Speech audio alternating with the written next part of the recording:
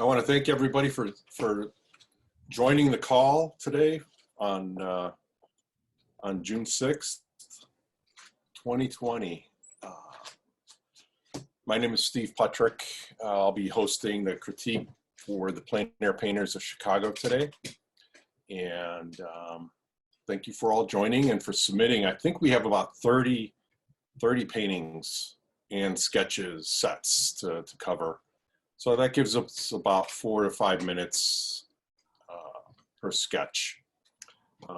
Before we get started though, I do have one book recommendation that if you are a follower of James Gurney, he has wrote a book about color and light. And it's a very informative book, very substantial. 3 or 4 images per page explaining reflected light, light from below, shadows, cast shadows. If you ever want information about color and light in your paintings, this is a phenomenal book to get. He is the author of the Dinotopia series of books. He's the artist. And if you follow him on Facebook, he's got a teacher's heart, and he's very informative about techniques and tools and processes. He loves painting in gouache. He paints in oil as well as watercolor. So he's an all-around great artist. So let's get started. Can everybody see my... Yes. Okay. Let me get into the photos, and beautiful collection of sketches and paintings that we have today. Everybody is really improving, taking it up a notch, and beautiful work, everyone. Adriana's photo is here. I think she was the first one that we had this week. Her sketch, beautiful job on this sketch, Adriana. Great notes on warm and cool lights, medium and dark values clearly defined. The painting is I think, exquisite. Great use of underpainting, the nice warm washes and cool washes. My only comment on this is the 2 things actually is watch the temperature and the value of these distant hills. Understand that those things are a mile away, and you've got a lot of atmosphere to paint in there. So cool those off and lighten those up. And then the other comment would be, you've got some strong verticals in here on a horizontal plane. Just break that up maybe with a few strokes of this sandy beach embankment. Like this tangent really doesn't work. But I like the looseness of these this underpainting. Okay, thank you. Good job. I love the clouds too.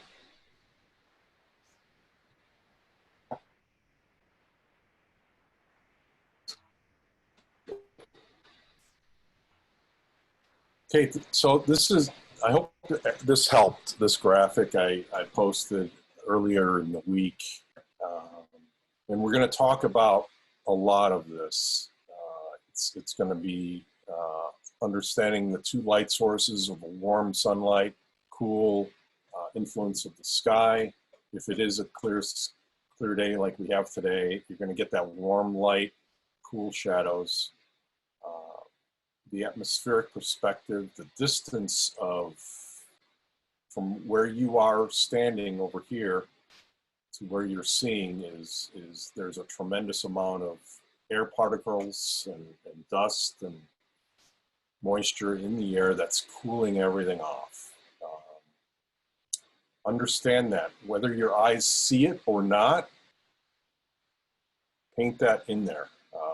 It's going to affect the illusion of depth within that two-dimensional space that you're painting on. Warm things up as they come closer. Deepen the value. You have the full value range up close here, and don't paint anything that has, you know, a 2 to 8 or 8 value range way back here. Whether you see that or not, question it. As soon as you put that darker value in back here, it's going to blow the illusion and pop that shape really close up to you. So, and then temperature range, you've got the full temperature range up close in this area. This far out away, the yellow starts dropping out, and now you're operating in the blues and reds. And then right around here, the reds drop out. Now you're just painting in the purples and blues and grays. Linear perspective, you're going to have things bigger up front and getting smaller and flatter and squishier as they go back in perspective, as well as overlapping shapes from one shape to another to another. In your perspective, those overlapping shapes are really creating that illusion of depth and distance in that painting. So those three things really are the tools that we have as artists to create that illusion. Just a brief history on this. I was teaching up at the Peninsula School of the Arts in Door County, Fish Creek, Door County, a couple years ago, a watercolor class. And one of my students had never painted before. He was a longtime engineer. He quit his job on Friday, retired early. He decided he wanted to be an artist. So he entered the class on Monday, not having painted anything.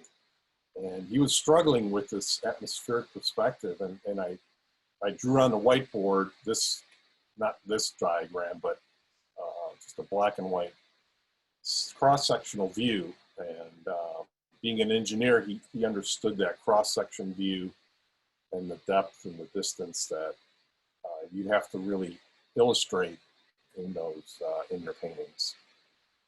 And then I took this back home and photoshopped it. Richard, good start on this sketch, Richard. He's laying in some good bold strokes, really capturing the intent of this painting. Here's the final painting. And the reference photo on this. I'm not sure if you did this in plein air or not. This has got a beautiful, beautiful feeling to this photograph. Just look at the light that's way off in the distance here, and then this big shape in the tree positions, I think you captured well. I would have liked to have seen a little more lightness back here that has this feeling of it. But I love this grouping of highlights in the screen that really acts as your center of interest, and everything else supports that. Good job, Richard.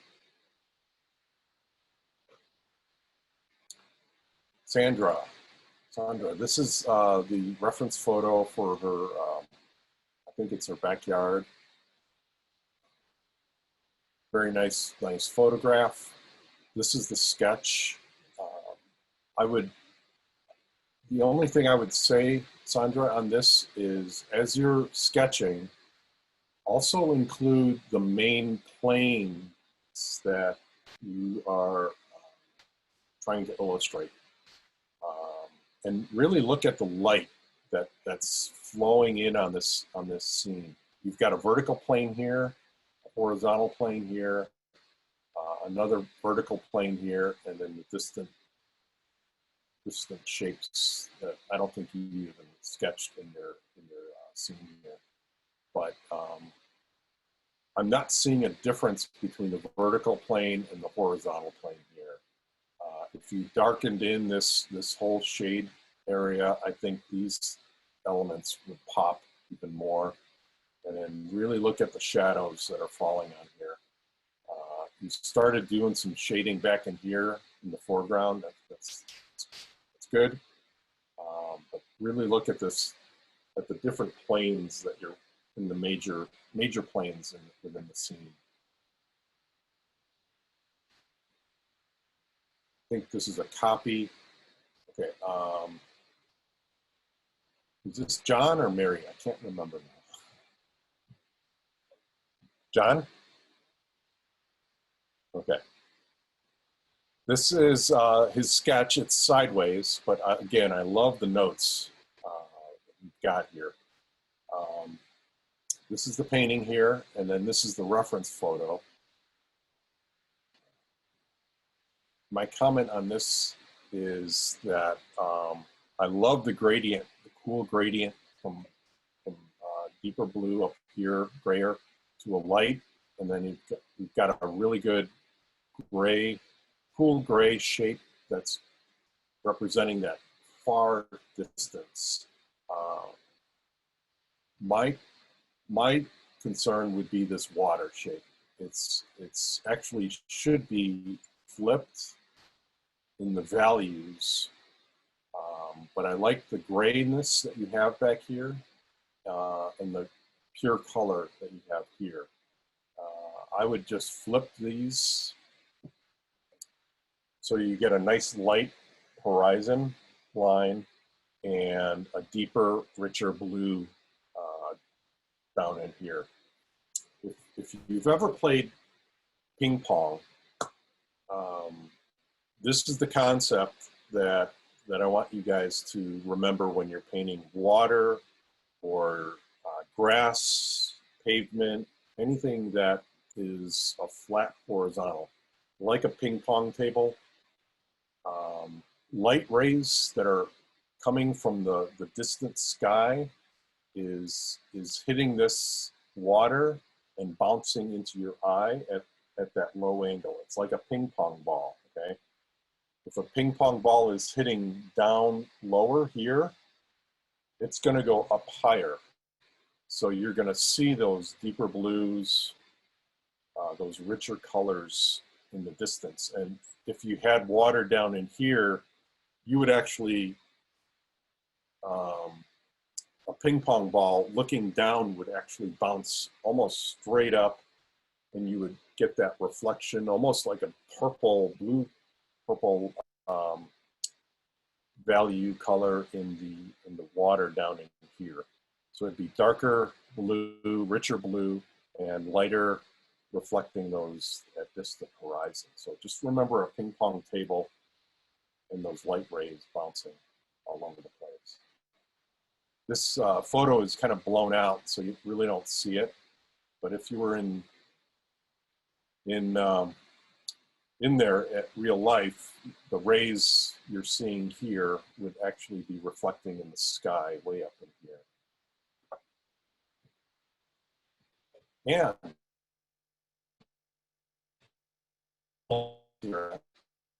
I was looking at this for a number of this, just trying to look and see what I could say about this. And beautiful little sketches here.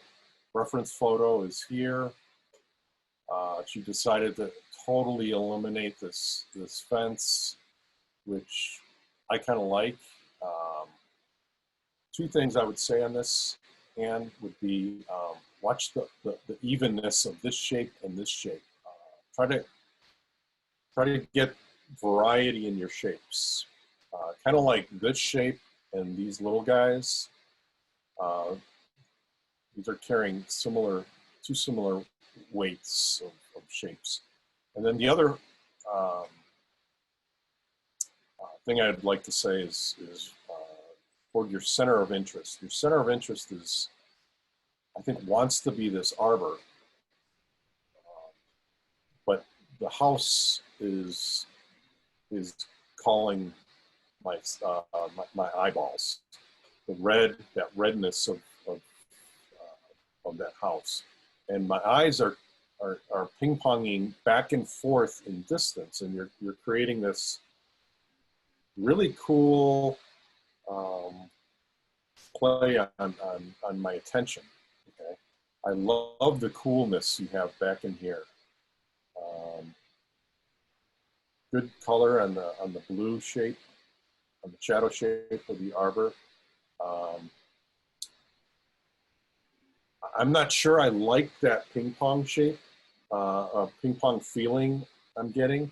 Maybe softening up some of the edges on the red building, or graying down the red a little bit more, or really punching up the whiteness of this arbor may help.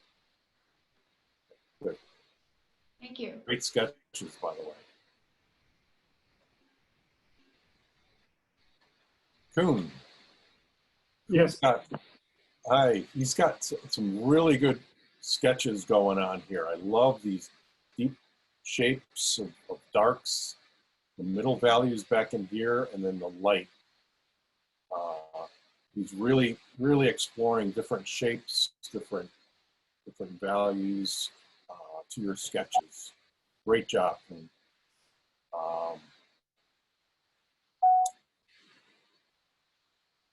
you captured this well in that the overall dark, light, and mid values to your paintings read well. A couple of things I want to say is, here's another study that little sketch study showing the tree and the dark shades of gray. Watch the darkness of this tree up here. Really look at the scene and the photo, and I think it's here. This is the photo here. But look at the warmth that you have up in this tree. This warmth is really getting lit from both ways. There's warm light that's coming from above, but then you have reflected light that's really illuminating that underneath umbrella shape. So watch the lightness and the warmth that you have up in here. I would warm this up and lighten it up just a shade. I would challenge you, Kuhn, to do an exercise. I think you're struggling with your greens. And I want you to, I pulled out my old Richard Schmidt color charts, and I don't know what greens you're using, but I have sap green. I have a sap green color chart, and I have sap green mixed with every other color that I have on my palette. And then I paint it 5 shades to a nice light value. So I would have you do a color chart of your main green, I'll say sap green, as well as your, this is my ultramarine blue color chart. So I have ultramarine blue, and I mix it with every other color of my palette. And then I pull down 5 squares into the white, mix white into each of those colors. But look at the values and the colors that you can get from just mixing ultramarine blue with yellow. And you get a whole variety of colors. I think you're getting stuck on your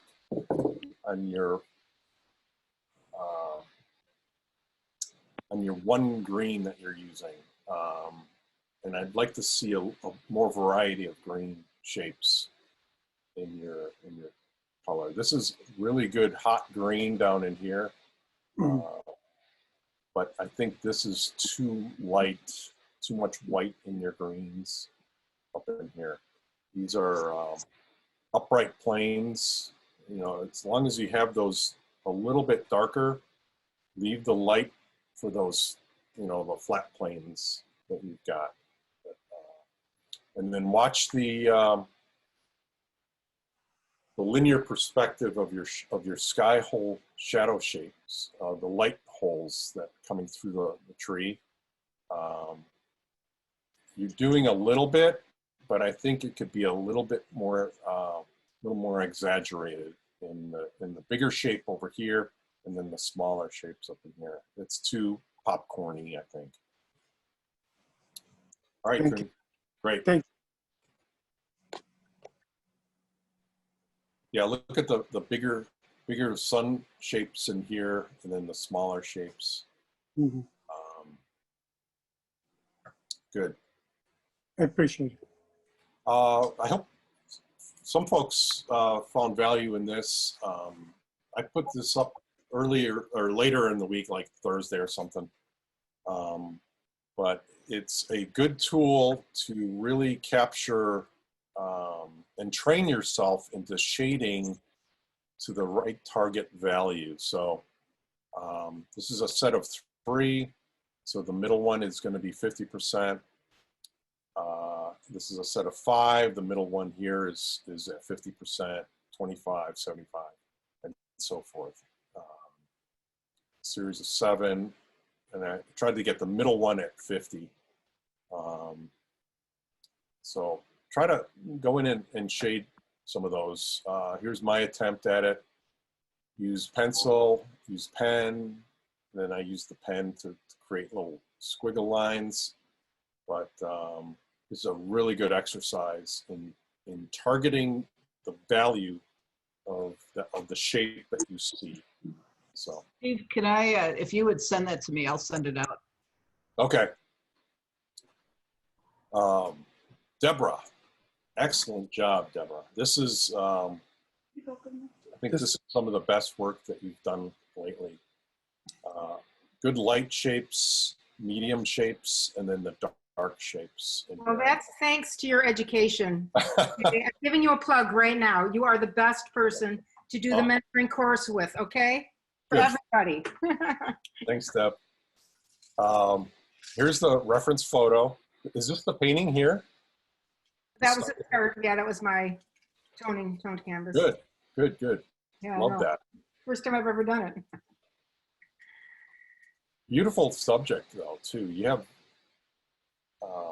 really good subjects out there. Yeah. Your values are getting really good. I would still go even darker in your shadow side. You have more value that you can go darker to. Like this on the shadow side. This is good on light, shade, and shadow. You're getting really good on those shapes. And then really good on the sky. You could get a little more variety in the horizon. Let me pull my mouse off. For some reason, it darkens in everything. Yeah, a little lighter in the distance, or a little bluer up in here would kind of anchor this whole top a little bit more. Good job. Great. And I love the warmth that you added into this building. So you got cool, warmer as it's coming closer and closer. Thank you. See you soon. Oh, Sue, this is a beautiful little painting, Sue. I think you were going to gift this to some folks. Yeah, they just moved last Sunday. I wouldn't do anything to this. This has got beautiful, loose feeling to it. Thank you. Like plein air painting should do. There's some super courageous, bold strokes that you've left. It's got great feeling of lights, shade, and shadow. I don't have anything to say, to make this better, other than maybe in this area it's a little bit, but That was the area I struggled the most with, believe it or not. okay. Yeah, get some solid paint up in there. It looks like it you might have erased something or I did. I look did. Look at how cleanly you painted this. Boom, you left it. Here it looks like you're struggling a little bit. So maybe in this area in the house, get that going. Okay, thanks. Look at the beautiful sketching she's done on this. Great job, Sue. Thank you. And here's the reference photo. Good. Kirsten, this is the reference photo here. And she decided to zoom in on this area right in here. And really give us a beautiful little painting. And this is a lesson for everyone. And I'm going to be talking quite a bit about lessons for everybody. So if it's, you know, if it feels like I'm pointing you out, it's really for the benefit of everyone. But look at the Ray, you're next. Look at, you know, she decided to really zoom in on what was important. She could have painted this entire scene, but when you're out there, look for those little gems of interest and really see the beautiful patterns of lights and darks, warms and cools. And ask yourself in the sketch phase on paper, do I really need this whole scene, or would this small section of the painting really be better? For the light that I have, for the time that I have to paint in, and how much energy I have. Maybe a little study of a small little area is enough to really do it for the day. I love the overall warmth you have. Look at the gradient that she has here in the warmth in the far distance. She did a reverse on us.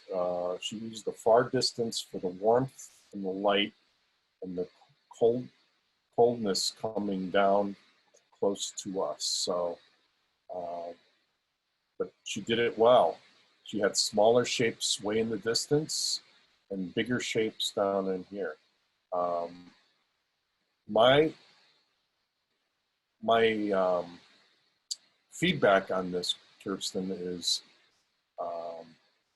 go all the way with that reverse gradient, meaning the warmth in the distance, warm light in the distance, cool shadow in the foreground. Watch this warmth. The photo has it, and it's this warm light on this water. But if you zoom in on this area, we see this and recognize this as warm light on that water. But here, because we don't have the overall context of the scene, we're struggling with what this is. So, and this deep purple, blue in the reflecting water works really well. And so I would even cool this off and just go with that cool gradient of cool blues and deep values down in here, all the way up to the light, and then bring us this little scene that you have going on here. Look at our use of linear perspective, big shapes in here. Even the little riplets in the water getting smaller and smaller and smaller. I mean, that's telling us that that's a flat plane that's going back. Steve, can you spend a couple more seconds about why that works to have the cool in front? And it's a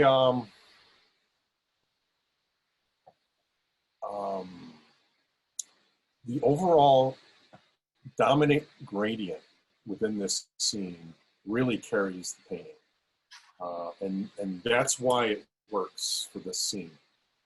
We understand that the gray, the warm grays that she has back in here, highlighting with the hot greens, just poking through. but the overall dominant gradient is warm to cool. And if you kept that coolness in this water, it would be even better, I think. And then watch this this hot green, it's hot blue green. I would get some more purple up in here. It looks like it's cut out a little too much. But look at the water. The light parts in the water are going to be darker in the water. Light parts in reality are going to be darker in the water, and then the dark parts in reality are going to be lighter in the water. So good job on that. Design-wise, it's really good, really good. Ray, I think this is I think one of your best pieces.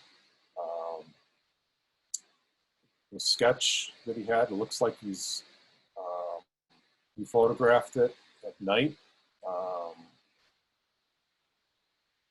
And beautiful layout of dark shapes, the shadows, and the light.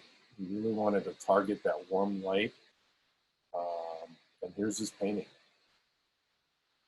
This is a beautiful example of linear perspective. You've got the nice hot, and this happens at sunset, sunrises, where you have that flip on atmospheric perspective, where the warmth is in the distance and the coolness is up close. You've managed that well. The linear perspective of your big shapes in here works perfectly. My only feedback on this, Ray, is you've got this is your whole painting right in here. Look at the big continent shape here and the little islands coming off in here. My suggestion would be, or question is, this shape up in here, is that really needed? It cuts off the tree right close to the edge, and this change in shape gives us something else to look at up here, where I want to live down here. So I would say just bring these tree shapes right up and off, and let us live down in here. Beautiful work here,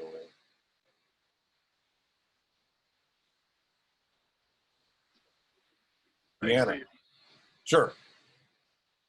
Deanna, beautiful sketch here. Look at her darks. It looks like you're using a combination of markers and pen and ink, or magic marker. This is a really good technique to get the grayscale. If you struggle with shading in pencil, get that 50% marker, the 25% marker, 75% marker, and just use those as your shades. I love this shape right up in here. Beautiful shape. I'd like to see some sort of note here about a center of interest. I think the painting here has a center of interest on a square. You know, it looks like it's right in the middle, these beautiful purple flowers. I think it works well. You've given us enough shape. You give us a simple shape of trees here, where I would really have liked to have seen this shape of a tree. Yeah, I agree. You're giving us too much of a tangent up right up in here. This line, this line, this line, this line is all pointing right in here, where I wanna live. I just want to live down in here. But beautiful purple shadows, reflecting and mirroring the purple up in here. Look at the light kind of reflecting off here. Oh, and one other thing is I would go a little bit darker in the shadow. If light is hitting this, this would be a little bit darker, deeper in shadow, and then this might get a little shadow well. Do you think the trees in the background should be bluer? I always struggle with, they Yeah. were pretty close. So there wasn't that in front of your It's face. gray enough. Maybe kill this hot green. Okay. Mm-hmm. Stay with this cooler green or gray it down. But I love your shapes.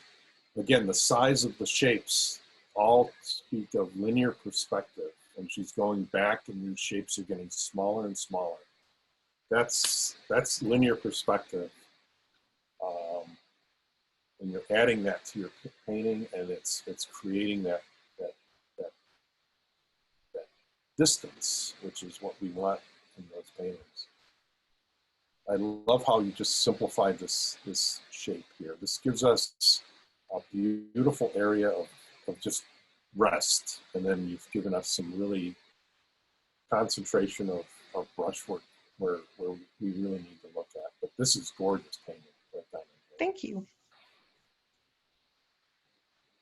Yolanda, I think there's 3 or 4 of these scenes here. Not sure. Here's the reference photo.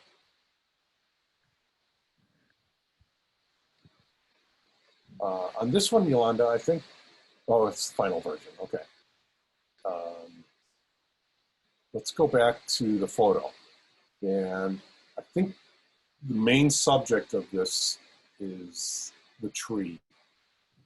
The distant buildings are not that important. Again, like that scene director in an opera, you're creating these layers of scenery that go back in space. And what's important is this tree and or that squirrel that was right there. So the warmth that you have in these buildings is really conflicting with the warmth of the tree and the shape of the squirrel. The shape of the squirrel is fine, but I think the warmth of these buildings, you could just really cool off. If this looks like oil painting, so I would say you could do some cool glazing off in the distance in these shapes and really push that back. I agree. It's the warmth that's fighting it against that tree. You've got a really good sense of lightness in your painting, that high key painting. Bonnie. Thank you. Beautiful sketches, Bonnie. You're welcome. Noon full sun, focal point is the front of the shed here. She wasn't happy with this shape. She wanted to make it wider, so she did I think another sketch. I thought I saw another sketch in there. Anyway, great shape making in here. Good shading, big shapes up in the foreground, activity that's happening in the middle ground, and then distant shapes in the background. You got that. You got the distant cools back in here, the detail in the middle ground, and then the foreground shape, big foreground shape. Good brushwork on this. My 2 things I would point out is when you start introducing this warm ochre burnt sienna color, this is a really hot color. In the overall painting of it, this stands out, and it's gonna be one of those eye magnets where my eye wants to go here, but I think you want it to stay here. And the contrast, you're using the contrast between this dark shape and the light of the barn behind it. So my eyes are going back and forth, but I want to live in this area here. You could do that in a couple of different ways. You could lay a wash of like real light blue over this to kind of kill that warmth. And then you can throw an ochre or a yellow ochre, or even within the shadow, you could throw a deep almost pure cadmium red into this shadow. It'll stay somewhat transparent, almost semi-transparent, but that hot, warm, keep my eye over here. And then watch this tangent of this pole up against this edge of this barn. I would either bring it out and then just give us a slight angle to that perfect straight line. I love the crookedness of this line. Just exaggerate that even more. Give us, little things that break up shapes. It could have overlapped a little bit more and give us a little crooked shape, and that would be enough to just really capture our focus. And then watch this echo here of this dark tree line right in here with the shape of that roof. You're getting too many echoes, I think. Your sketch does not show that, and you've gotten some really good variety. I love the slope on that barn. You got the slope in here and here. You could have gone even more so on this one. So overall, good job, Bonnie. I love your sketches. Keep those up. Oh, here's the here's the other one I was looking at. Look at the crookedness of this one. That works really well. And she's, there's no tangent whatsoever on that. Watch these angles of trees. I would bring them in, but there's no echo here at all. It's really good. All right, Barbara. This is her reference photo here. Nice foggy, looks like early morning fog on a river. Look at the shape in here, unified shape. That's this distant embankment. Here's your sketch. You did something that's really hard to do, Barbara. You took a really low-key scene. Low-key meaning there's a lot of darks, and then you have little islands of lights. Yes. And you flipped it, and you gave us a high-key sketch and a high-key painting. So just be aware, high-key meaning very light, very your middle values and your lights are kind of close together, and you've given us little islands of dark. So in your sketch phase, make sure you're aware of that you're flipping that key. Both really work well, but it's hard to do on if you don't have the reference material to look at or paint from. It's very difficult to do. I think I was thinking that my color combo too might have been too high key after I worked on this. Yeah. And I did struggle with the fog too. Yeah. I would cool this off. Cooler? Just lay water-based oil. No, it's oil. Oil. Okay, I would glaze this and cool this off. Excuse me, I gotta sneeze. Oh, cool this off as one complete shape. It's too warm for how far it is. I would also look at this fog shape and really look at it as a shape, not as steam or just like a cloud, but look at the shape of it. It's got a gradient that's goes off up in here that's kind of narrow, and then you see a wider gradient that's down in here. So it's almost like a big oval shape that's Oh. giving you a nice highlight up at the top, but the gradient goes super wide down here, and that gradient goes up here. So it's, I would imagine it could be like a big oval. You're seeing that big dip underneath, and then up at the top you can see a kind of a Yeah, quicker return. cool.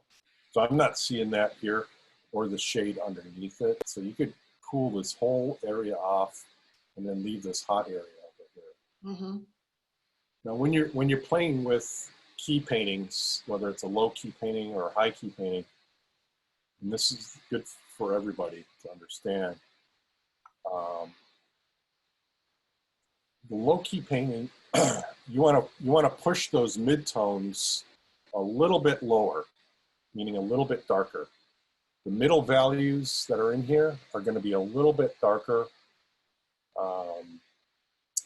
because you want to get these islands of light, and then the design of those islands of light are really what captures that imagination. Okay. In high key painting, what you have here, you get the middle values closer to the light.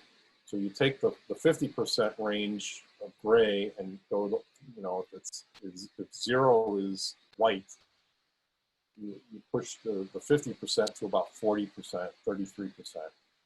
That maintains that high key painting, and then you have little islands of dark that really define the design of your.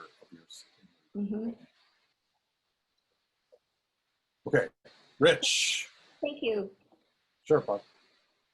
Here's Rich's reference photo. Here's his sketches. Again, excellent sketches, Rich. Everybody should look at his sketches and really see how he's using his darks, middle values, and lights. And he's compositioning this. You know, there's a tree in here. He decided not to put the tree in. That the tree really wasn't needed with all of his other shapes that he had going on.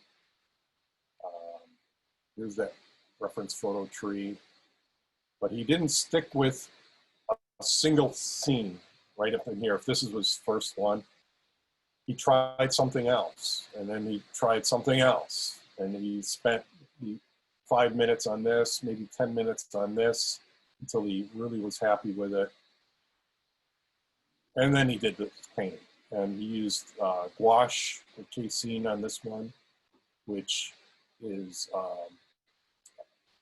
really good medium to really sketch and do quick little studies. If gouache is something that is really appealing to you, I've done it a few years. Architectural rendering, it works really well. A guy to follow on Instagram would be Mike Hernandez. He is a scene painter for DreamWorks, and he is a phenomenal gouache painter.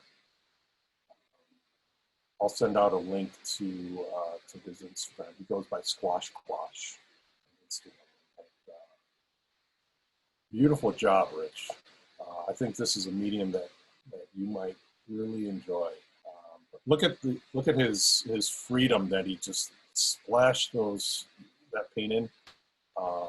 He understands the perspective, the purple in here.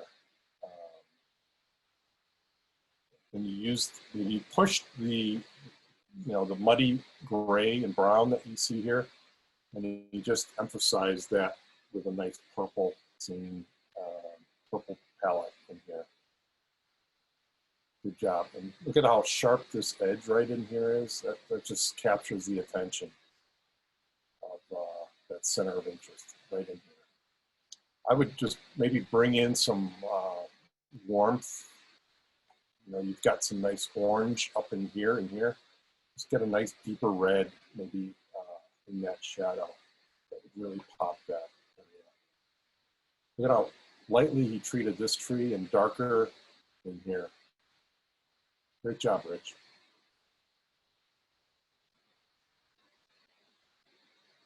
Deborah. This is Deborah's sketch.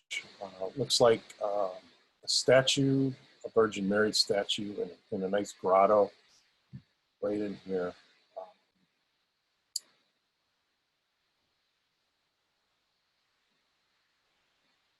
She's got a couple of sketches in here. Here's her sketch, actually.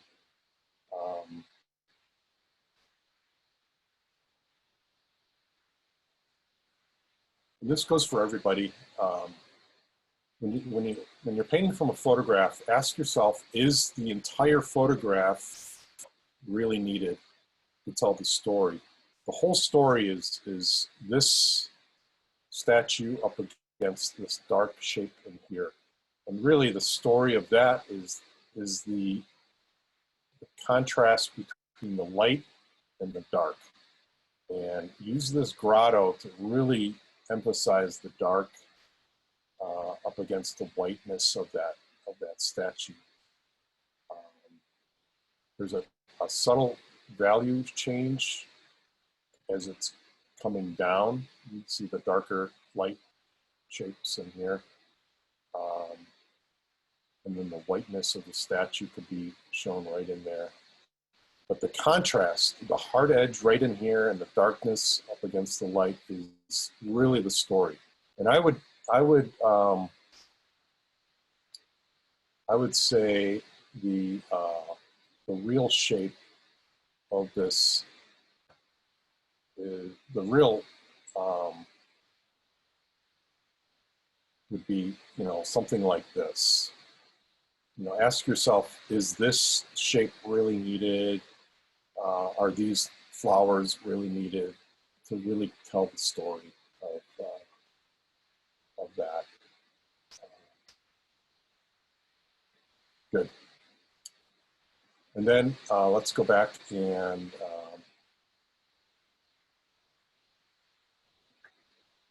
so again, the warmth and the coolness, you've got the coolness of this trees, the distant trees, and the warmth of this. I'm not seeing the grotto feel. I'm not seeing that cave-like feel. This one.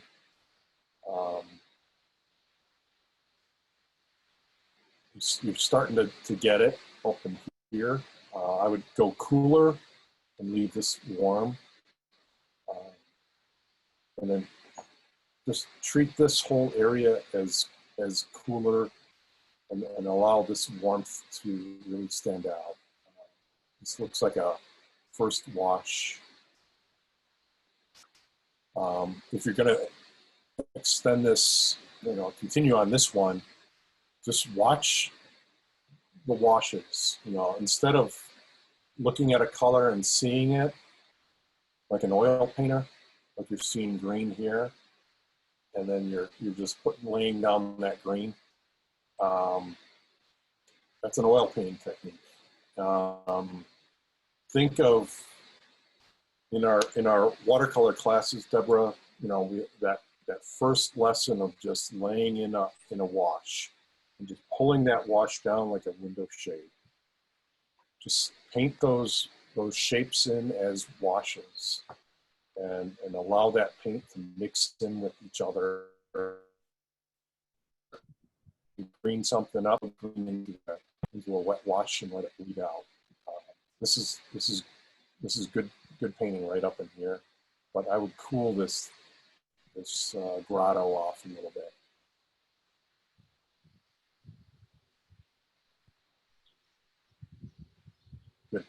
Good. Sorry about that. I think we are almost at break. Let's do Robin's and then I think we can break. Robin, here's your scene. Again, you did something very challenging. You took what looks like a fall or winter scene and you made it a summer scene. was early spring. Early spring, okay. Good shapes on your trees. I love how you're seeing the darkness, warmer, midtones, lights. And this goes for everybody. Use this sketch phase as your design tool. You're seeing it. Now I want you to start designing with it. And you know, what's the interesting shape, overall shape that's here? Got a good leaning line in here. Nice shape down in here. But what's really going to capture my attention up in here? Is it going to be the warmth? Is it going to be the value? Is it going to be the sharpness of edge? Is it going to be the busy brushwork? Is it going to be tangents? What is it that's going to keep my attention? Naturally, in architecture or in sculptures like this has its own center of interest power of center of interest. So naturally, we're going to be looking at that horse, guy on a horse. So you don't have to do much in the way of warmth or edges or detail. It has its own power in keeping our attention up there. And I like what you did here with the trees. You gave us maybe too warm of a green up in here for how far they are. And then again, watch this echo of this shape. I like your sketch better. You know, you've given us a little more variety of shape.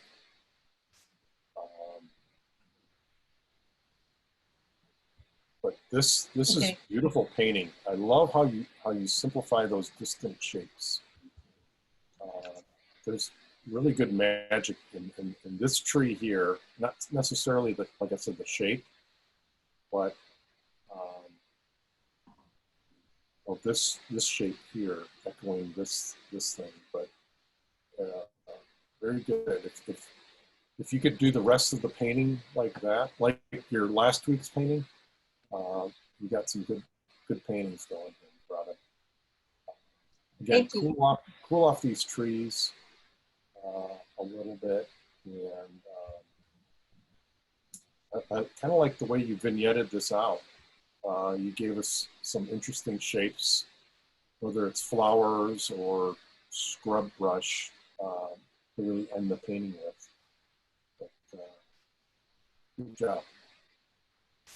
And again, you don't have to get this dark, even though it's a super dark sculpture. Yeah. Watch the value of that object because it's super far back. You're pushing that value closer to us, and you're giving us that. Okay.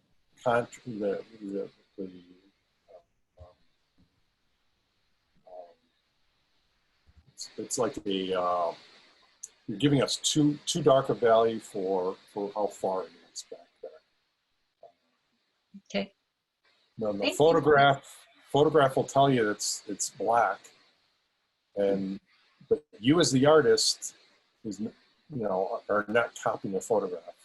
You're creating that illusion of distance and depth in a pleasing composition. So. All right, Lori. I love your sketches, Lori. This is a real simple scene of, looks like outside of a train window. Yeah.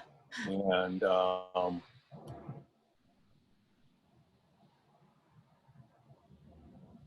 I was trying to figure out how to get like that huge swathe of greenness without being boring, but if you could give some advice, particularly on that, because I don't think it was successful at all. good, cool shapes in your trees back in here. Get a little variety of edges, maybe. You do have some soft edges and hard edges, but I would lighten that up a little bit in value, overall value, and that dark is really coming forward. Okay. This big plane here, I love how you have linear perspective clearly down. Your big shapes close to us getting smaller and squishier, and then the light planes way off in the distance. I love this coolness that you have off in here. It's like the tops of those grasses just catching light. You can get in even cooler back in here. Save this hot green for up close, you know, pure color up close. And then lay in, and when you're adding cows or any haystacks, lay the whole ground in first, and then cut in as simply as you can with your brush the shapes that you need. It's okay to leave harder edges, like this hard edge up here versus the soft edge. That's a good variety of shapes and edges, but keep this guy hard. You know, this guy can get a little more soft, and then this guy is really well done. A little harder on this edge, and then keep this guy a little harder. So you're using edges, but watch the scrubbing around the cow, Okay. because that's telling me that this cow has been cut out and put there, and then the background has been scrubbed out a little bit because this shape doesn't float behind the cow. This works well right in here, and this works even better. But this looks like you struggled a little bit, and it's putting those smaller shapes in right next to the smooth shape kind of breaks the illusion of continuity behind the cow. Is the overall green, I'm sorry. Pardon me? I was gonna say, is the overall greenness, is it, you know, convincing? Because, you know, if you see the picture, I mean, the picture's overly bright, but it's, Yeah.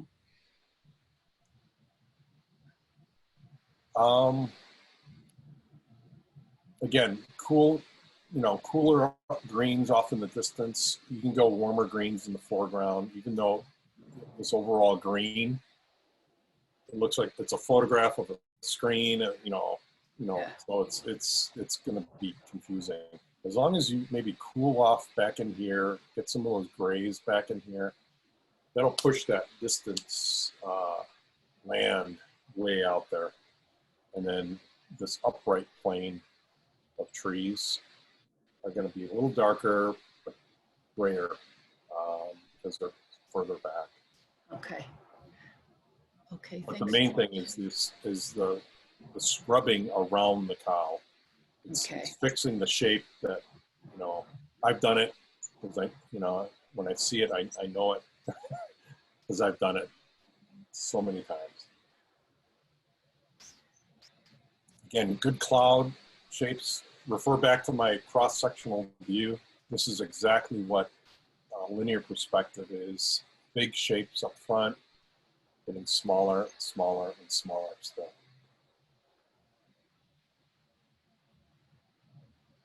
Thank you. Julie, congratulations, Julie, on your first plein air painting. Yay. This is we've all done that. We've all been there. It's our very first one. Good sketch. When you're outside, you feel like, you know, there's so much information that you got to capture it all. I want you to slow yourself down and spend a little more time in the sketching phase and really looking at the shapes of background shape, middle ground shape, foreground shape, and then the connectedness between those three space shapes, and then where your darks are going to go, and then revealing the light that's could be in this scene. Here's the scene here. So you've got a nice light sky, good background trees, and then the middle ground is right in here, and then the foreground is in here. Great use of the color, cool colors back in here. I love your tree shapes and colors, values, all spot on. The reflections work well. I would lighten that green up in the water a little bit, a little lighter than this dark, and make that continue through. Because it's the same tree. There, you know, if there's water back here, you'd have that same reflection. And then save save the shape, save these shapes because it's breaking that, you know, that distant trees. And then really punch in the this shape in here. Our eyes are going to go right to the person sitting on the bench, and everything else is support material. You don't need all this little detail, all the scrubbing. Even though your eyes see it, it's just support material for that center of interest. You know, treat this as a simple wash. And then if you need to spatter or throw some texture in there, just to break it up a little bit, but you don't need all this detail to really tell this story here. But good shapes, big areas, smaller areas, even a smaller area. And then a nice anchoring shape down in here. First job, great job, Julie. Thank you.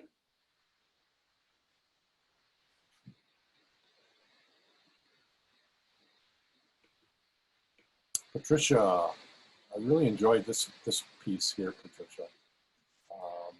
She's got a couple of sketches here, light, medium, and dark shapes. She did a second sketch here. The painting works really well. It's a beautiful pastel shape. Beautiful, cool greens back in here, gray greens. And the nice warm area, light area in the middle, and then the darker areas in the foreground. Watch the edges, Patricia. This sharp edge is really calling me. Where I really want to live in this tree shape in here. But overall, it's a really nicely done. So fuzzy, I struggled with the clouds. I think the sky shape is it's well done. You've got, you know, smaller shapes back in here. Okay. Just keep in mind where your light source is coming from. You know, it's coming in from the right, highlighting this tree and, you know, this right side of this tree, and then it's going to illuminate the right side of the clouds. As a shape, I think it works. It works. Watch these two antenna-like things coming out. But I love how, you know, you broke up this shape in here with, you know, the reeds. Really good brushwork. I mean, with the pastel work. Thank you. Not overworked. It's just a really nicely done. Thank you. Mary, beautiful photo of wooded area. This is a what I thought was a rock, but it looks like an embankment with a nice little river scene in here. This is that that reverse temperature scene where you've got the nice warm glow in the distant trees and the coolness up in the foreground. So you're gonna reverse that warmth and cool, and then it's all a matter of, you know, cutting in with the trees, the tree shapes. Mary, these are beautiful, beautiful sketches. I love that you warmed up this shape. It looks more like a rock. I would watch this parallel going on you got here. You're calling too much attention to that. But the warmth overall in here, reflected in the water, really well done. You know, if there's a tree going off to the left like this in the photo, just ask yourself, you know, would it be better, you know, if I make it go the other way? Yep. And then you'll get like that cathedral-like painting. Here it's kind of leaning off to the left, and it's not keeping me in. It's kind of leading me out. But I love the warmth and the coolness you got in here. I was trying to look at the difference, you know, in the composition between a horizontal and a vertical, even though my photo, of course, was vertical, but. The horizontal meaning the river shapes? And in terms of the paper, I mean, in terms of my surface, which way? Oh, okay. The orientation. Orientation. Yep. Horizontal versus the vertical. I love painting verticals. I think 60% of my paintings, 70% of my paintings are horizontals. I mean, are verticals. I love painting, you know, the vertical elements of trees, and then just slightly, I like, I'll refer to it as an 80-20 rule, where 80% of my composition is vertical, cool, versus 20% is going to be warm horizontals. It's kind of like what I call a David and Goliath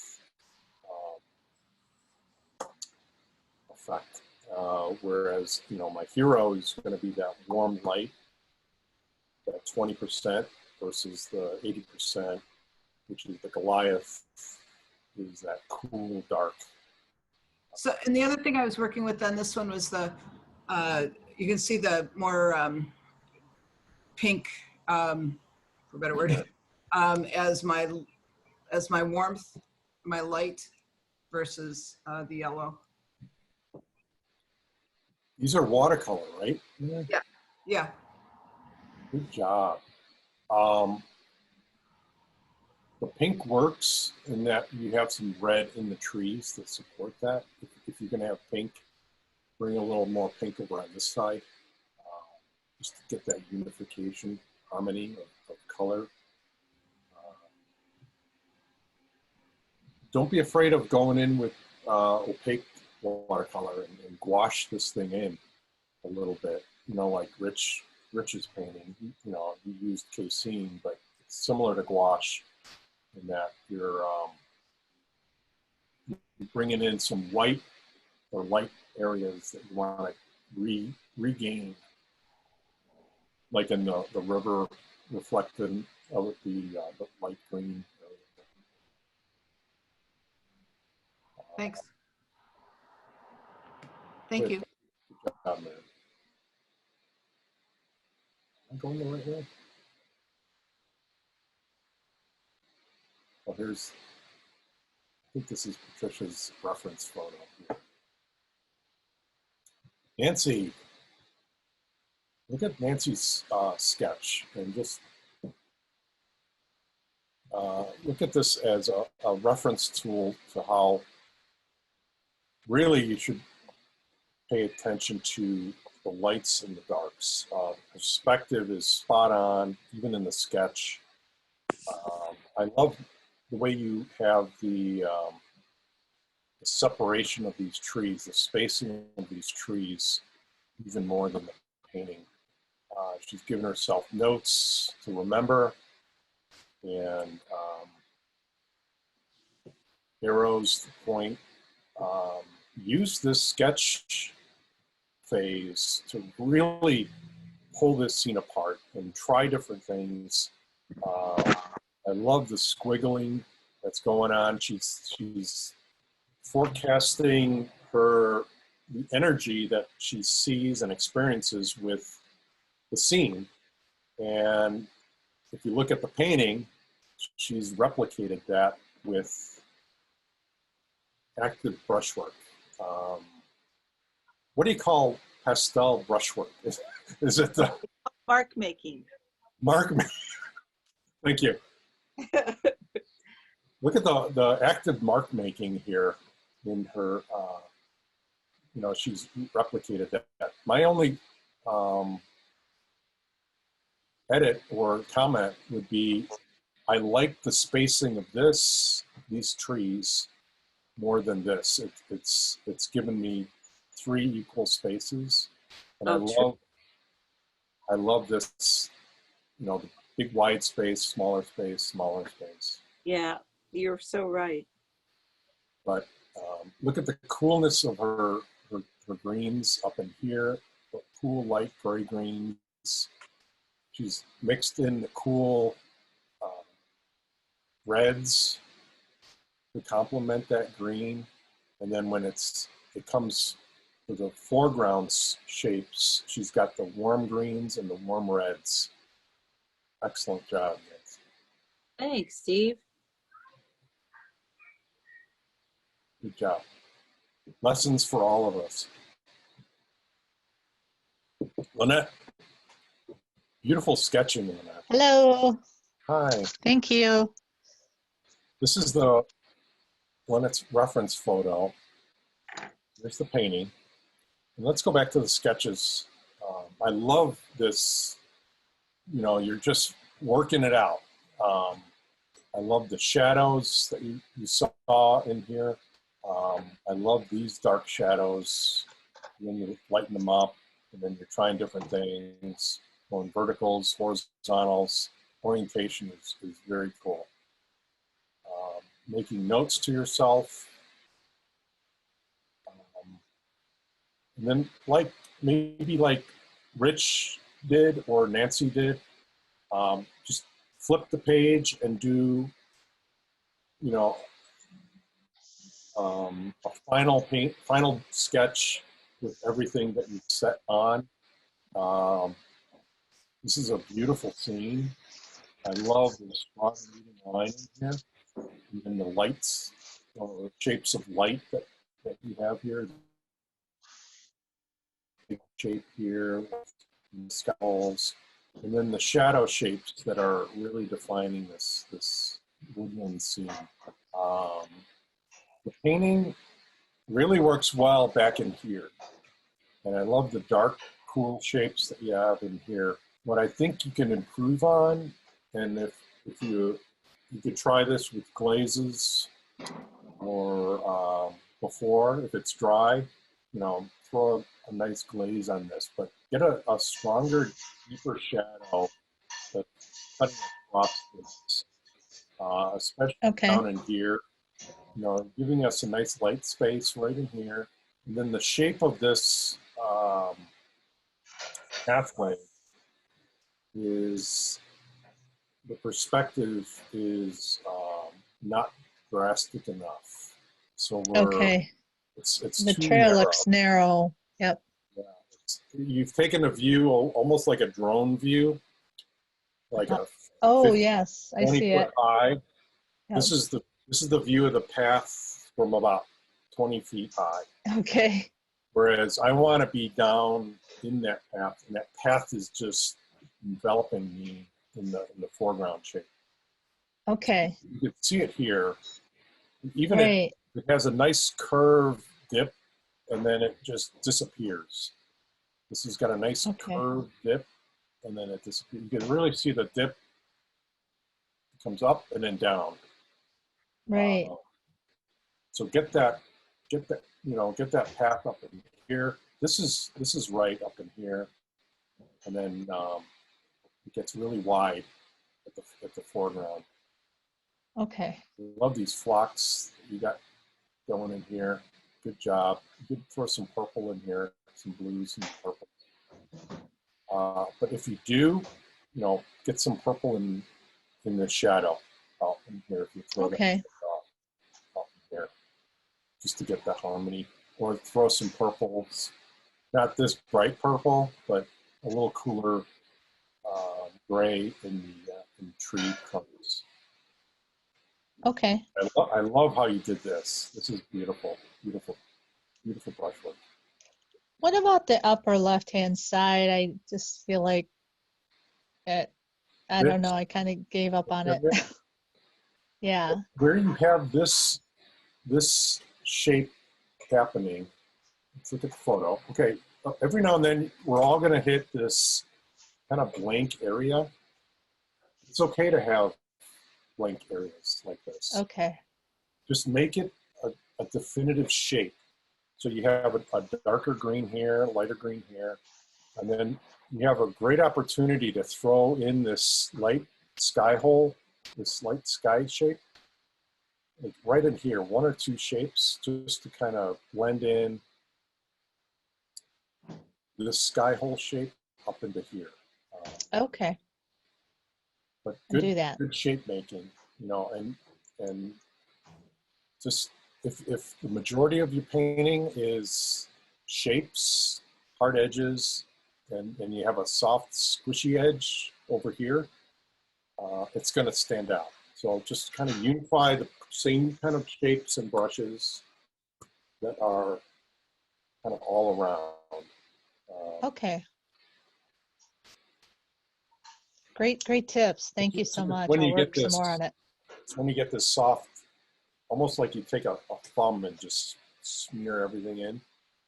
And it's different than everything else. Go in and just find those shapes that you see here, some darker shapes, some sky holes, some branches if you want, and get us pointing down into this area. Okay, great idea. This is the hero. Right up in there. Okay. Good. Thank Elizabeth, beautiful scene. Is this you, Elizabeth? Yes, it is. It's sort of, yeah. Wow. Yeah, we were in New Zealand. Where's Gandalf? Well, he's probably around there somewhere. You can. There's all these tours you can go on in New Zealand on, following the ring. Yeah. So. Okay, this is a great example of distance. This mountain back here is 2 miles away, at least, but the photograph shows dark shapes and light shapes. This doesn't show that much as far as value change. It's overall it's a kind of a 70 on the value range, but the photograph shows black holes in here. You as the artist have to say, okay, as the set designer of this scene, if I throw a dark back there, is that going to break the illusion and bring that mountain closer to me? My goal is to keep that mountain way back there, okay? So even though the photograph shows it, or if you're out there and it's a super clear day, you may see it.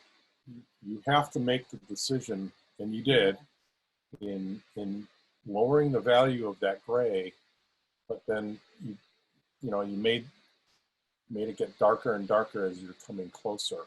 This might be too dark of a shape for that far of a distance.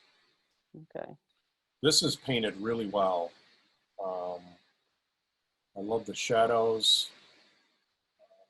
watch the consistency of line work, the scraping. Get a little more variety of line thickness. Use a knife. Use, you know, I even will take a brush and just splatter paint with either a toothbrush or, you know, just the flick of my stiff bristle brush, just to get a texture going in there of rock.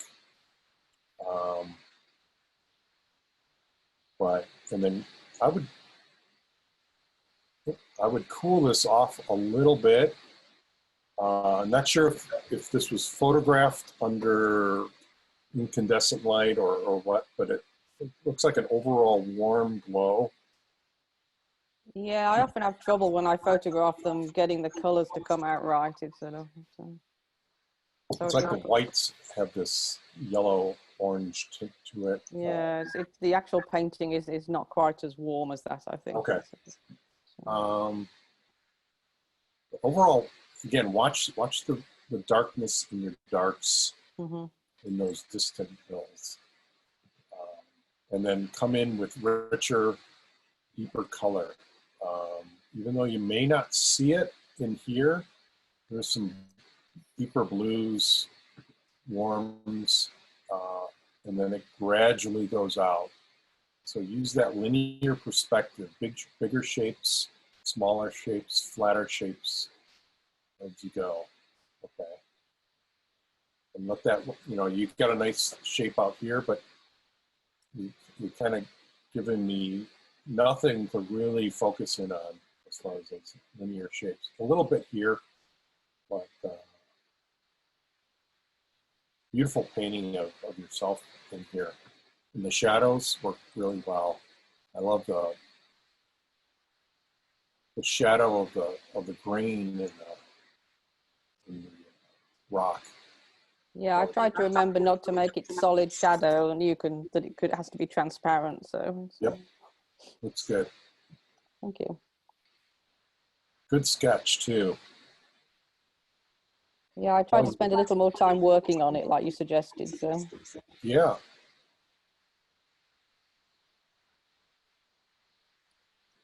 Even though a person in this position is going to attract the attention with the high contrast, big shape, you're looking at something out here. And I would give yourself a, you know, the overall scene is one thing, but give yourself a little path of color, just this, you know, bring our eye back in here to look at what you're looking at. But, overall, it's really nicely done. thank you. Good job. Andrea, here's your sketch. Good shapes of darks and lights. Couple people in a boat. I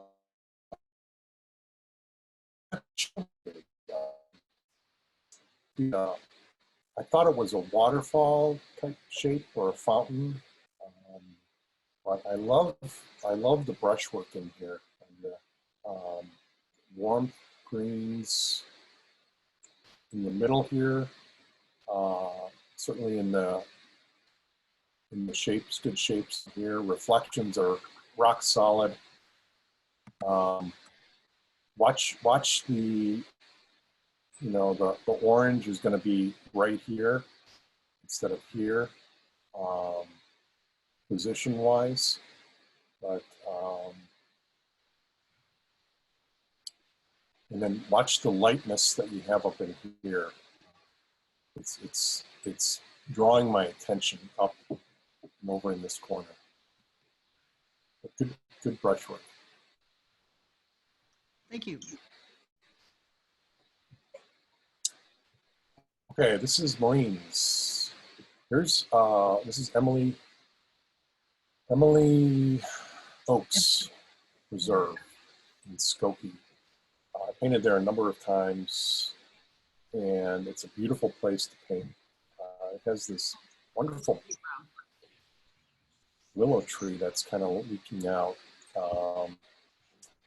This is Linda Brown's. Is it? Hi, Steve. Okay. Linda. Okay. I saw Maureen up there. Good job, Linda. This is, let's look at this. You've got some dark shapes up in here, background tree shapes, and then the hero is going to be this willow tree that's old and decrepit. I actually did it Yeah, go ahead. golden. I did it golden at first, and then I reworked it. I know I shouldn't put a lighter, cooler in the front, but I switched it to a Russian olive tree. Oh, okay. So I'd love your feedback about all those changes, because I was trying to do what I thought was right, and I just was pulled to do this. Yeah. If this tree is your center of interest, which I think it is, Yeah. Diminish the darkness of these trees.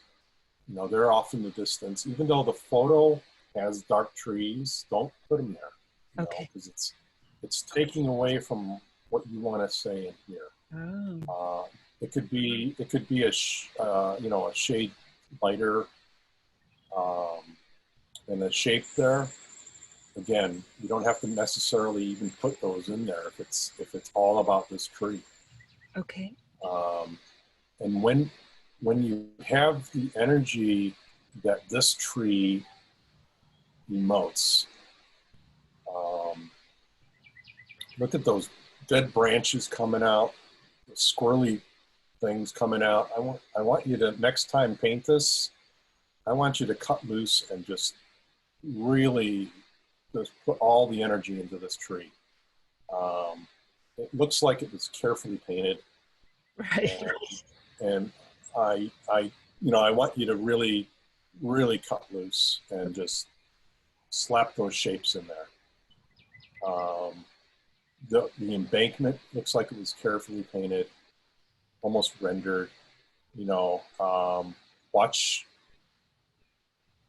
beautifully painted, by the way, but it's taking away from I think what you really want to capture is this beautiful old tree. I see. Excellent painting back here, by the way. I love how you handled this distant tree and the sky holes. Really work well. Thank you. But I think it's as good as this is painted. This needs to be 10 times more beautifully painted, and I think this will really shine. The lightness of this is not reflected in the water, right? Right. So it's like it's disconnected. So just watch those. How about that tree on the right? It really This one? doesn't. Yeah, what should do with that?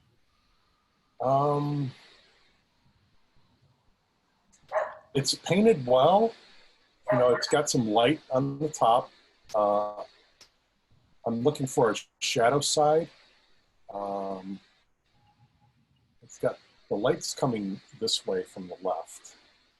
So it's going to have a little more shadow side over on this side and under here. So the light is coming in on that. This tree does not show that. Right. It's almost like the light is straight down. Right. And I want more directional light. Right. Beautiful lily pads, by the way. The shape of the tree on the right really bugged me. That's why This I one? was. Yeah. Yeah, it's almost standing out from this one.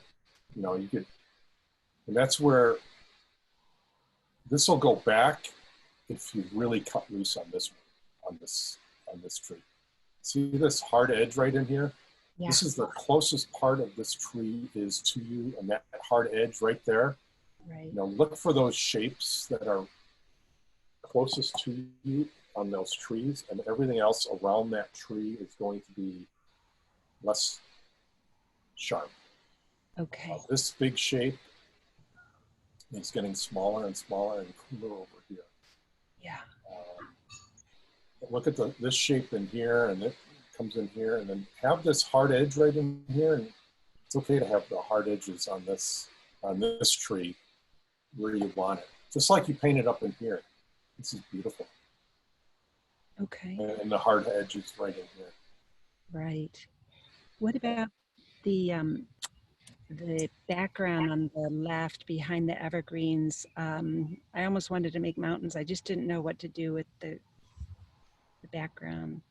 Whether they're mountains or other trees, it doesn't matter. As long as it's a shape that reads well, and this does, I like them. Okay. It could be a little cooler, but the overall painting is warm anyway. The sky is painted well. You've got, you know, diminishing lines, soft edges way back there. You could bring a little of that color over here, open up that space a little bit if you want. Oh, so not have it be open space, but put the background in there? Yeah, just put the same color back that you have here, back in here, just to continue that.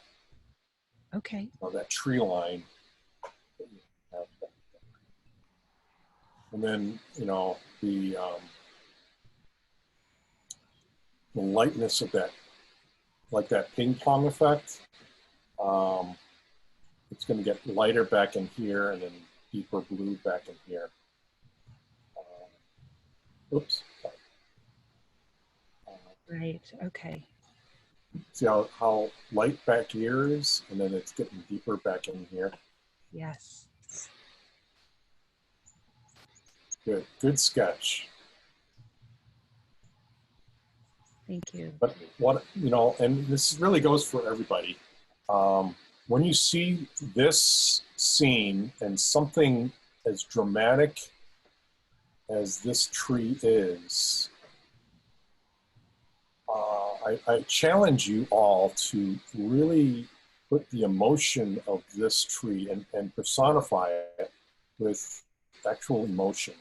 This tree is old, it's struggling, and I want you to just paint it the way your emotions tell you to paint it. It's a really good exercise of personification in your scene. It's pulling the emotion out of that scene into you, and then it's going to create a really good marketing story for that painting. And you'll be amazed that the emotion of that painting is to not only yourself, but to other people who really see it and connect with it. So, Okay, all great. right. Thank you. This is old. This is old. Okay. Did I? Go, yeah, go the other way. Oh, okay. I'm going the other way. We're actually finished. That I am. That was the last one.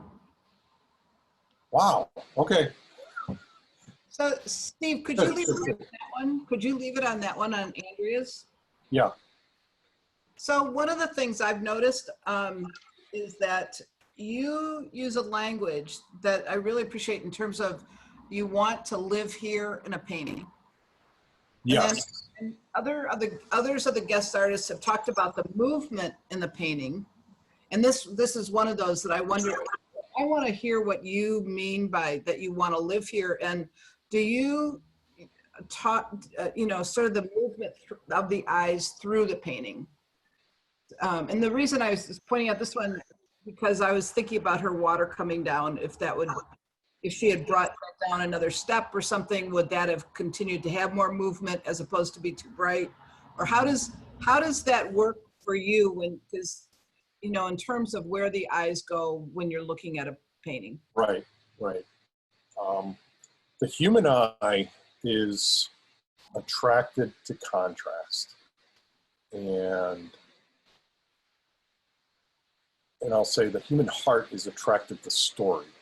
So those two combinations of contrast and story, I talked briefly about the personification of objects in your scene that are inanimate, but Disney does this all the time, DreamWorks does this all the time as far as personifying an emotion to an object within your scene and drawing out that emotion from yourself in order to paint that more real than it actually is, with more emotion and more feeling.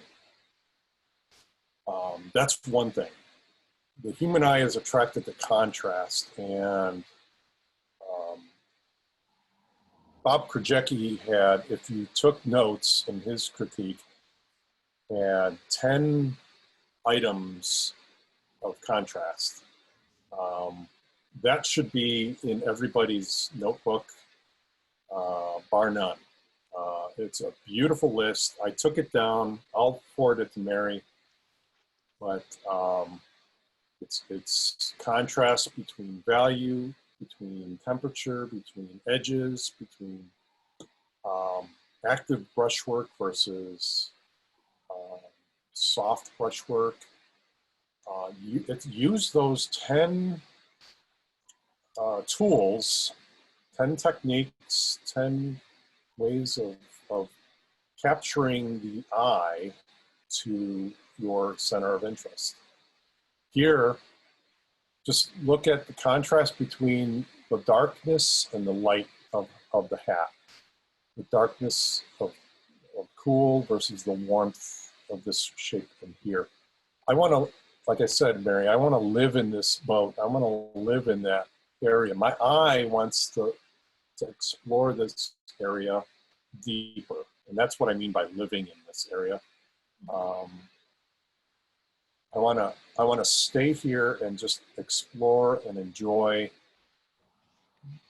you know, the communion between these two people, the experience they're having, the connection between them and the scene. But when my eye goes up here, because this is high contrast between this edge, between the coolness of the lightness of this shape and the darkness of this shape, my eye gets pulled away. And, you know, it's okay to have light areas like this, but it's gradually, you know, there's softer edges and it's around a bigger area. This is a small shape like this, so light in this dark area, it's just like a red light or a green light, you know, just calling my attention. Whereas this is beautifully done. This big white shape of a boat really attracts my attention in this overall dark area. I think, did that answer the question? Yeah, it does. And yes, thank you. Okay. Yeah. I have a question about thumbnails to final. Yes. How do you, when I'm out there, I'm doing thumbnails, and by the time I get to the final, the lights changed or things have moved. Yeah. How do you deal with that? Yeah. I usually give myself 5 minutes, 10 minutes max to really sketch something out. And you get faster and faster. It's a combination of shading correctly, you know, the first time, and you get faster and faster the more you do it. You get more confident with your sketches, and that equates to more confidence in your painting, more confidence in your brushstrokes, and your paintings get better. So it leads to actual better paintings if you spend 5 minutes, 10 minutes on those initial sketches. And actually, it'll lead to faster paintings. So the 5 minutes, 10 minutes you're investing, it's going to save you a half hour at the end, and your paintings are going to be better for it because your light's going to be more accurate. So it feels like you're wasting. Change from the beginning to the end. Yeah, now cloud painting is something we should really talk about, in that use those clouds that you're seeing as inspiration. The cloud shapes that appear in your painting, you need to really add to the design of the painting. And they're going to be moving away and a new cloud appears in a different spot. That's okay. You know, settle in on a design that supports the overall painting and then paint those clouds, you know, following that design. Don't chase the clouds like you're chasing light. Settle in on a light source, on a light shape. Those shadows, shapes, all need to add to the composition of your painting. Okay, thank you. You're not copiers out there. We're not copying the scene. We're using that scene to create a piece of art that will live way beyond that scene, or even any photograph that you paint. So that's the trick that I hope every member of Plein Air Painters of Chicago get, is that you're not copying the scene. It feels like it. If you catch yourself thinking that, correct yourself and say, I'm not copying, I'm interpreting. I'm using what's, you know, God has given us to see in that scene, in that moment, in that time, and creating something, you know, even a more beautiful composition than what you are seeing. And pulling out from that composition stories and emotions that really capture the attention. And I said in my workshops, if you have, and I think everybody needs help on this. Everybody needs help with composition. Because I see a lot of copying going on, and I want to get away from that. I want to get away from the need to copy. I'm seeing changes in the sketches from the scene. That's great. But get away from copying, and I want more composition, more emphasis on composition. If you have $100 to spend on improving your art, spend $80 on composition, learning composition, because every painting that you make from that point on is going to be better because of composition. Steve, there's a question here for you of what suggestions for limiting the scene when there's so much information to capture. You spoke a little bit about that. Could you maybe summarize or talk a little bit more? Yes. And that's the challenge of plein air painting, because the advantage of photographs, painting from photographs, is you're in a, you know, you have what you have to work with, and it's a limited scene. Whereas everything else in plein air painting is affecting you: the wind, the temperature, the bugs, the, you know, everything. So for you to simplify down that scene is going to be paying huge different dividends on the back end of that painting.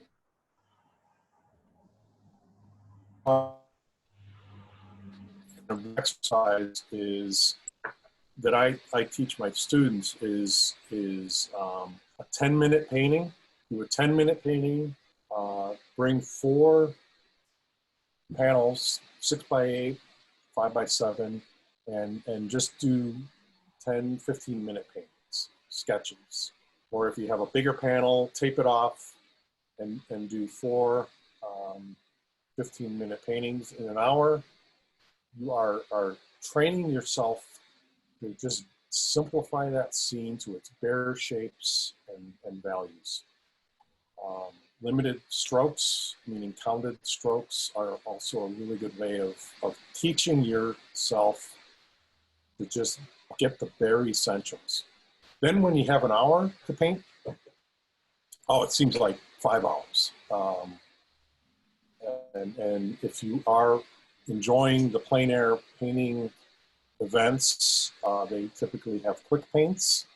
If you've painted a painting that's really well done in 15 minutes from your exercises, and you have 2 hours to paint a quick painting, you're going to paint like 2 paintings out in that time frame. Submit both, and you know, one is going to win. You know, because you've done the homework of simplifying down to those basic shapes, lights and values, and temperature, cool and warm. I'm wondering if maybe we shouldn't take a week to do exercises like that. But I would challenge everybody, if you don't have a mentor for next week, I don't think I have time, but I would say everybody do 4 1-hour paintings, four paintings, 15-minute paintings, and post, you know, get a 11x14 and tape it off, or 9x12 and tape it off. You know, get a nice cross in between that canvas, and time yourself 15 minutes. And at the end of that 15 minutes, stop. Be diligent. You know, set your phone to 15 minutes, and you will simplify those scenes. And that 1 hour invested will affect every painting you paint from here on out, because it's going to train your eye to just look at those big shapes and get them down and get that center of interest and exaggerate. You know, put the warm spot where you want it, and then everything else is cool. It's a super fun exercise, really. Steve, are you available next week? Let me see. And if everybody, I think it's a great idea. I've done it with Steve in mentoring with him as well. And I actually would like to spend my time that way. So I actually have all day open on Saturday. Let's do the same time next week. We'll do a 9 o'clock start again. I'm wondering if I could do a, I'm going out painting tomorrow. If I could record that 15-minute painting in real time, just to show you guys what a 15-minute painting looks like. That would be awesome. Yeah, that would be. So why don't next week we'll start at 9 o'clock. We'll focus on the 4 15-minute paintings, 5x7 or whatever the sizes that you do. And so that's what you'll be submitting are the 4 paintings. The 4 paintings, you don't even have to sketch it out. Now that you've sketched, you know, 2 weeks solid, you've got that down. You could sketch it, you know, briefly if you want, but do 4 separate scenes. So you look over here, you find that, you know, 1 scene here, or 4 photographs, and just look for those big shapes of light, medium, and dark, background, middle ground, foreground, center of interest, high contrast, sharp edge, everything else, boom, done. You could do it in a wash effects, very transparent oil paint if you're an oil painter. You could do it in watercolor as well, pastel. I think you could do that as well. Quickly block in your mark making, and real simple, highlight, boom, done, 15 minutes. So Steve, if you have a video, I'll send out something on Monday. Okay. Everyone to describe this, and so everybody understands exactly what we're doing, but I can add that to it. Also, somebody asked a question about, was this recorded? And yes, today it was recorded. So thank you, Virginia. I'm going to be sending this to you later today to go ahead and edit it. Sure, Mary, this is Virginia. I also wanted to say, if you would like, I could add on to the end of this, that 15-minute painting that Steve does. Okay. Okay, good. Let me just show you one thing I did in class as a demo. You know, I took this photograph here. Here's the sketch down in here. And then in, I think this was about 10 minutes of just throwing in some transparent color and using one of those squeegees to, and the color was hot and everything else was cool. And then I used the squeegee to kind of cut in the sky holes, added some nice hot burnt sienna and some complementary, cobalt blue with white. And, as a sketch, as a 10-minute exercise, this is what I'm looking for as far as those quick sketches. So go to it and have fun and just, cut loose. Give yourself that permission to really cut loose and have fun, because it's going to show. That's perfect. Thank you, Steve. That'll work really well. And then All right.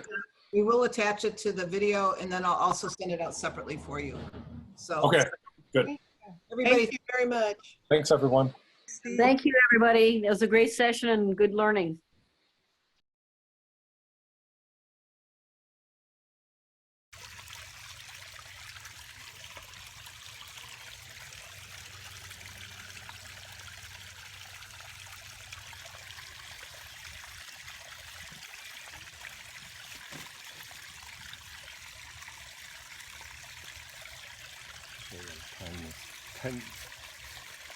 Ten minutes.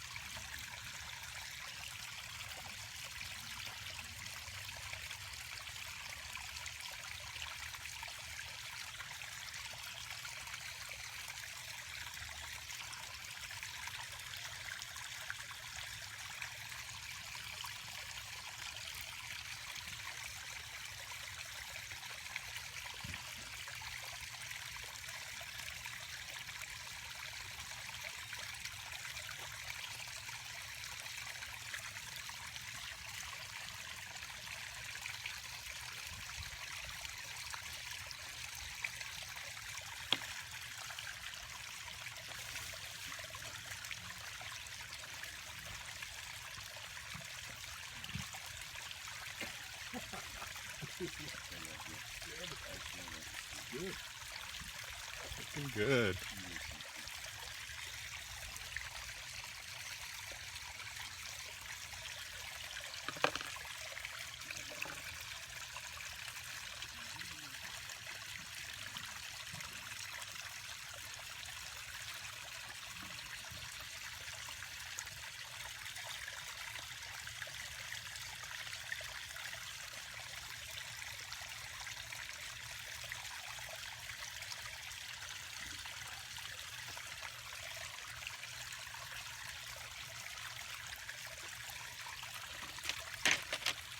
So you put that to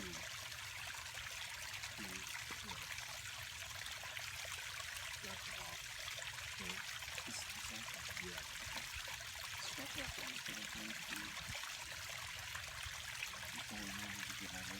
Yeah, the roundness of the little pads. There we go.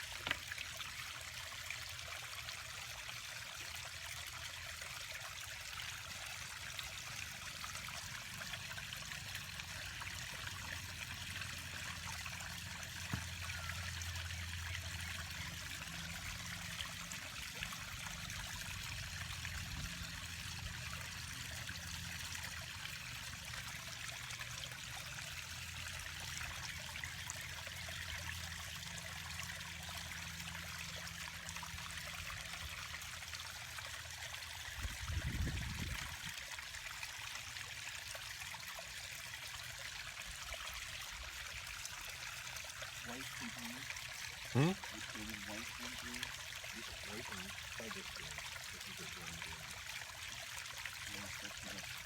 Yep.